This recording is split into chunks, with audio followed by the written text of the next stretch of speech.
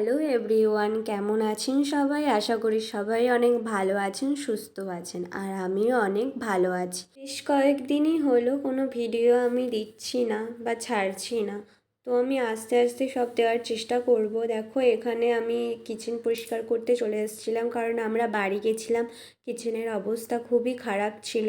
তো আগে রান্না করার আগে তো আমাকে কিচেনটা ভালো করে পরিষ্কার করে নিতে হবে। সেহেতু আমি তাড়াতাড়ি করে কিচেনটা আগে পরিষ্কার করে নিলাম। দেখো, এখন পুরো ক্লিন হয়ে গেছে। যেখানে আমাদের সব থেকে পছন্দের জায়গা, সেখানটা একটু যদি ক্লিন থাকে তো সবারই ভালো লাগে, তাই না বলুন? তো দেখুন, আমি এখানে চলে এসেছিলাম রান্না করতে। রান্না করে আবার যাব বাজারে, কারণ আমরা এসছি তার আগের দিন কিছু কিনে আনিনি।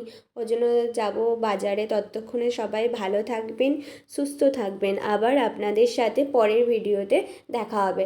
এখন টাটা।